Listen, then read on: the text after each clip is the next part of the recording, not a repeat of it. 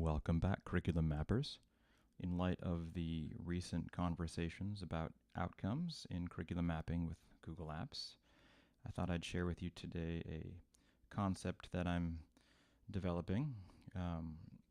Again, this goes back to the idea of using a Google form to collect the outcomes, but then a script that actually appends the outcome onto the actual unit planner. So it's certainly missing some pieces, like the ability to be able to edit and kind of modify, but it at least it's a starting point for getting whatever you put into this Google form actually onto the unit planner. So here's how it works. You would have a Google form, much like this, that pre-populates questions 1 and 2 with the name of the unit and the document ID of the unit. So using this information, we can then append any of the remaining data onto that document. So if we fill this out and we hit submit, it feeds a spreadsheet. So in this case, I have submitted just a simple thing called standard 2. Right, these are just very generic names. If I need to go back and edit it, there's an edit response link here as well. But the way this works is there is a script, and we'll look right now first at the actual template. So here's the unit planner. Again, this is just a sample unit planner. There is nothing down here right now, but my goal is to append the outcomes from my Google Form selection into this specific document. So here's the script that will do that. It's pretty short, and I'm going to talk you through it. So what it does is it gets the active spreadsheet, and then I get the specific sheet form responses 1, which is this one right here. Then I collect the data from that sheet, okay? And then we'll know that the ID, this is the document ID, this is the location of that particular data. Okay, so that is right here. And the reason that's a number 2 is because we start counting with 0. So this is 0, 1, and 2.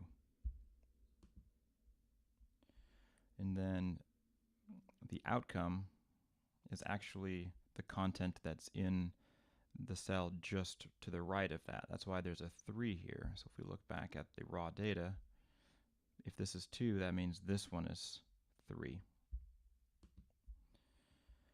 And then I have to define some cells. So I created just sort of a header called outcomes. So if you picture a one-column table, the header would be called outcomes. And then I'm using the variable outcome to pull whatever information is listed in this particular cell. So that will essentially put the words standard 2, right? Because if we look at this, I have the word standard 2 as my outcome. And again, this could accommodate multiple columns. This is a very simplified version just to explain the concept. And then the very last step is just creating a document variable, and then I'm opening it according to the ID. So remember, we're locating the ID in the actual spreadsheet. So this is the document ID. It's going to open this document, and it's going to append this outcome, so in its simplest form. So, and that's done by using this variable body, and then I'm appending a table, and then calling back to the cells variable. So, and this can be set to run on form submit. I'm just going to manually trigger it so you can see what happens.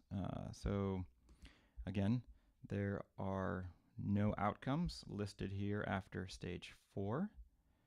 And I'm simply going to run the code.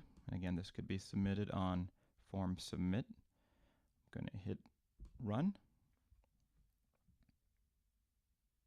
Now the code has run, and if I go back to this unit planner for ancient Greece, we'll notice at the very bottom, outcomes and standard 2. So again, it's not ideal. It's a start, but it does allow you to dive into the metadata because we are keeping that information in Google Sheets. So my next goal is to figure out how to set it up so that the next time the script runs, it'll first clear the specific table and then add the table again if any outcomes have changed. So I hope that concept makes sense to you. I'm looking forward to kind of fleshing this out a little bit more, but anyway, that's it for now. Thanks for watching. Bye.